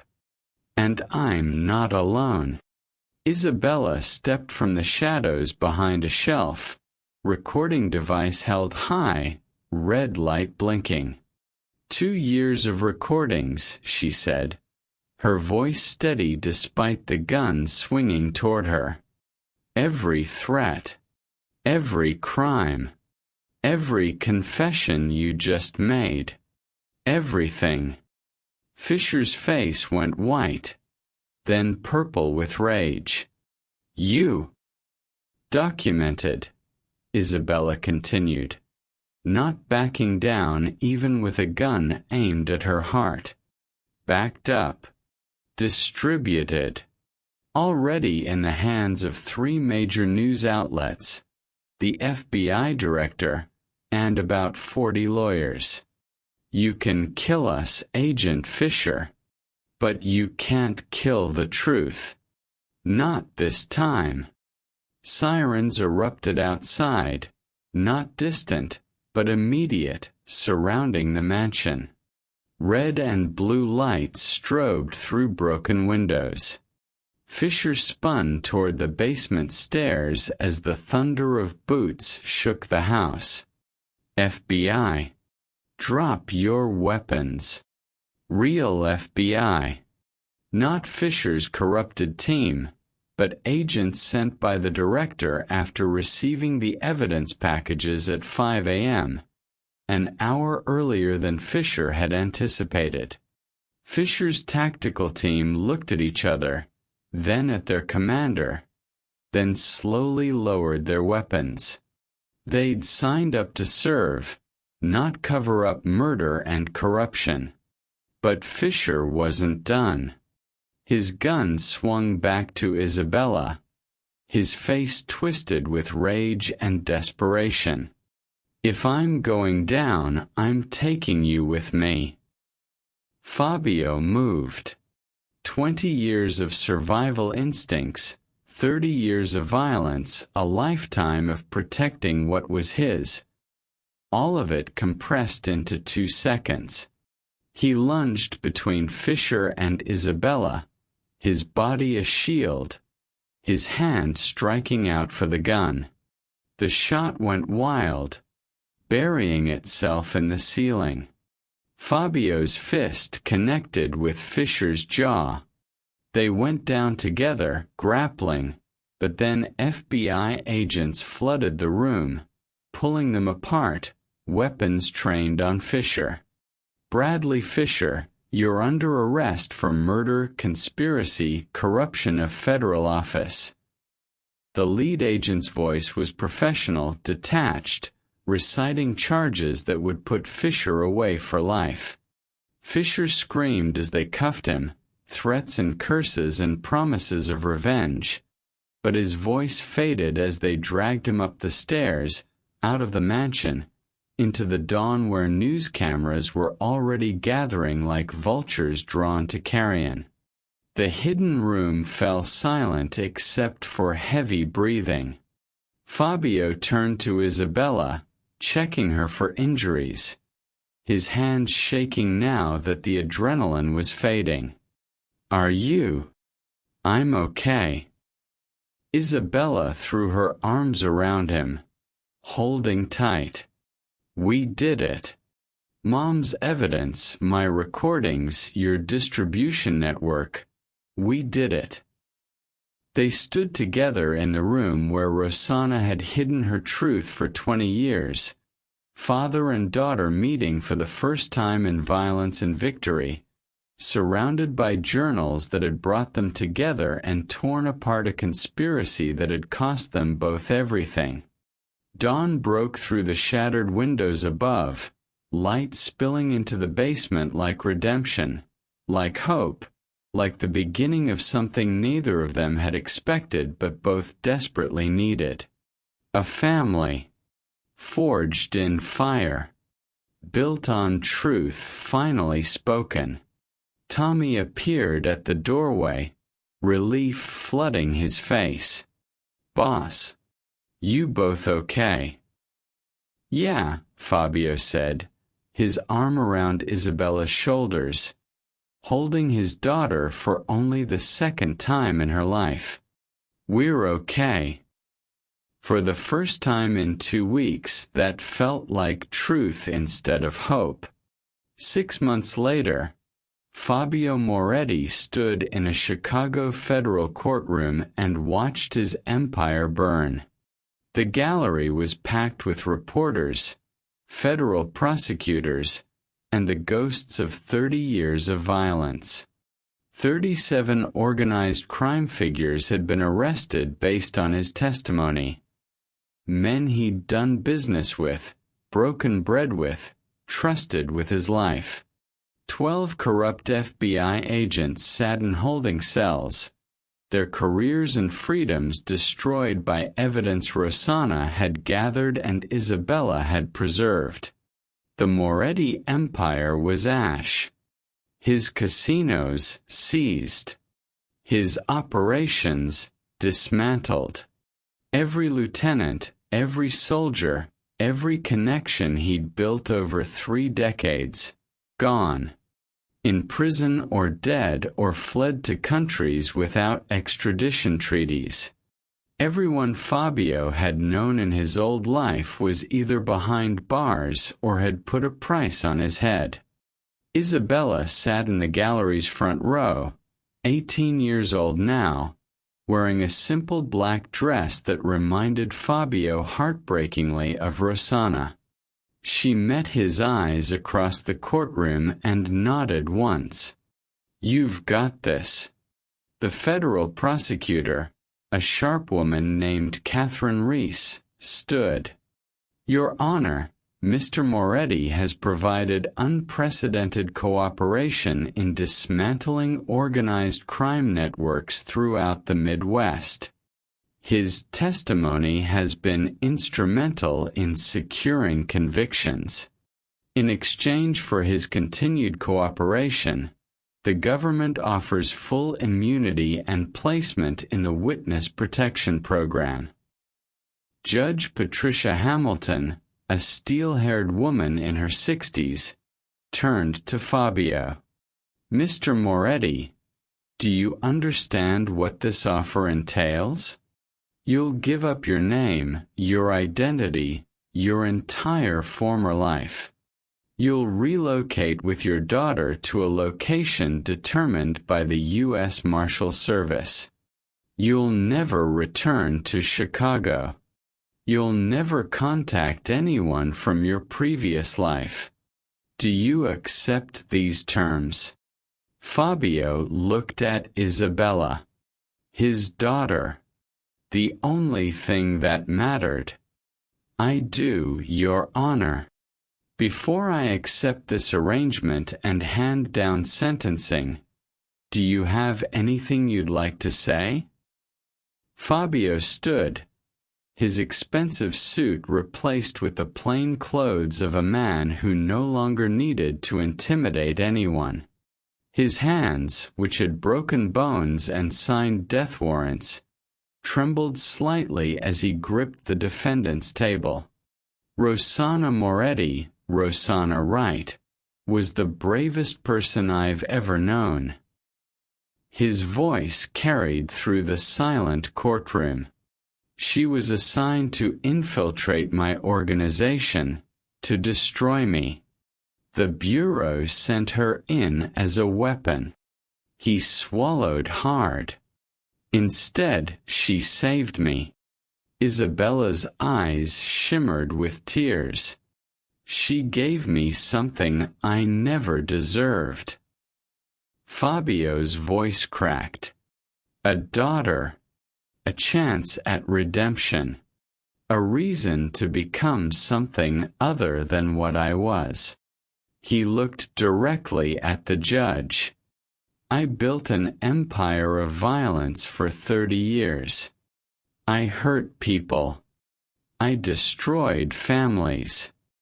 I became exactly what everyone feared I was. The courtroom held its breath. I'm going to spend the rest of my life building something else. Something that honors what Rosanna sacrificed. Something that makes my daughter proud instead of ashamed. Judge Hamilton studied him for a long moment, then nodded. Fabio Moretti, I hereby sentence you to 3 years in federal prison with credit for cooperation and time served. Upon release, you'll enter the Witness Protection Program under the supervision of the U.S. Marshal Service. Her gavel cracked. May you use this second chance wisely. U.S. Marshals approached, but they were gentle. Not criminals handling a monster, but officers escorting a man who'd chosen differently. As they led Fabio past the gallery, Isabella stood. Thank you, she whispered, her hand briefly touching his. Thank you for choosing me. Fabio stopped, marshals waiting patiently. He looked at his daughter, this fierce, brilliant girl who'd saved him as much as he'd saved her, and felt something impossible blooming in his chest. Not redemption yet, but hope. You're the only choice that ever mattered, he said. The only one I'd make again. Every time. Then they led him away, and Isabella watched her father disappear through the courthouse doors, knowing it would be 3 years before she'd see him again outside prison walls. But they'd both waited 18 years already. 3 more was nothing. 3 years later. Portland, Oregon. The coffee shop on Burnside Street smelled like fresh rain and roasted beans. David Marsh, the man who used to be Fabio Moretti, sat at a corner table, reading glasses perched on his nose, going over invoices for his small construction company. Marsh and Daughter Construction. They specialized in rebuilding old houses, restoring things people thought were beyond saving. The irony wasn't lost on him. Dad. He looked up to see Emily, the girl who used to be Isabella, sliding into the seat across from him. She was 21 now, second year at Portland State University, studying criminal justice with a minor in ethics. Her hair was shorter, dyed auburn instead of brown. They'd both changed their appearances when they entered witness protection, but her eyes, those were still his eyes, dark and intense and impossible to disguise. You're smiling, David said. That's either very good news or you're about to tell me something that'll give me a heart attack. Emily pulled an envelope from her backpack, slid it across the table. Official letterhead. FBI seal. David's hands shook as he opened it. Read it once. Read it again. Looked at his daughter with terror and pride warring on his face. You got in, he said quietly. FBI Academy. They accepted you. Full scholarship. Start date in 6 months. Emily's smile was radiant. Mom would be proud. Mom would be terrified, David corrected, his voice tight. Just like I am. Jesus. Emily. The FBI. After everything. Because of everything. Emily reached across the table, took his scarred hands in her smooth ones. Mom spent 20 years fighting corruption from the inside. She died trying to expose it.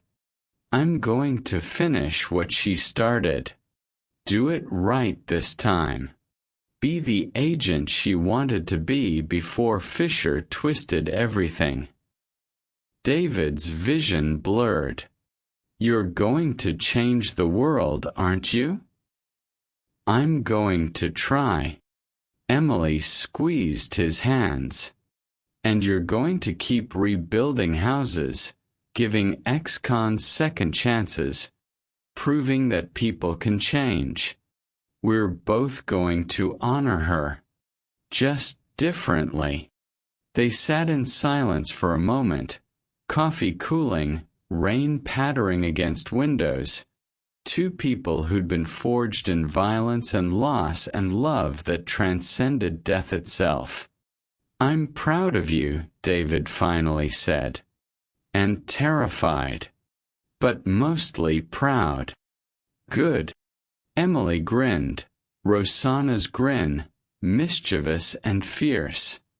You're supposed to be terrified. That's what parents do.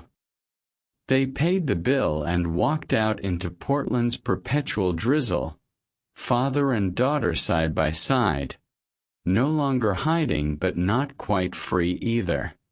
David's eyes swept the street automatically. Old habits died hard, and that's when he saw him. A man across the street. Mid-50s, expensive coat, watching them with eyes that had seen too much violence. For a heartbeat, David's hand moved toward where he used to carry a gun. Then the man nodded once, not a threat, just acknowledgement, and disappeared into the crowd. A reminder. The past never fully died. There would always be someone who remembered Fabio Moretti, who knew what he'd done, who might come looking for revenge or closure or just answers. But David wasn't alone anymore. He had Emily. She had him. They had each other, and Rosanna's memory binding them together like a promise that had taken 20 years to keep. Did you see that guy? Emily asked quietly, her training already showing. Yeah. Old world checking in. Making sure I remember. Are we in danger? David looked at his daughter. This warrior Rosanna had hidden from him. This agent in training who'd already survived more than most people experienced in a lifetime, and smiled. Maybe. Probably. But we've handled worse. Emily laughed, linking her arm through his. Way worse. They walked down Burnside Street as morning rain turned Portland silver, father and daughter disappearing into the crowd like ghosts finally finding peace. Behind them, the coffee shop. Ahead, whatever came next. Around them, the ordinary chaos of a city that didn't know or care who they used to be. David Marsh had someone worth protecting now. Someone worth changing for. Someone worth being better for. And that made all the difference. The mansion at 1847, Ashwood Drive, was long demolished, its secrets buried with its foundation. But the truth it had revealed, the daughter, the love, the sacrifice, that lived on in two people walking through Portland rain, finally free to build something new. Rosanna would have been terrified. But yeah, she would have been proud. Thanks for watching till the very end. If this story moved you, hit like, subscribe, and share your thoughts in the comments. I'll be dropping another unforgettable story tomorrow, so make sure you don't miss it.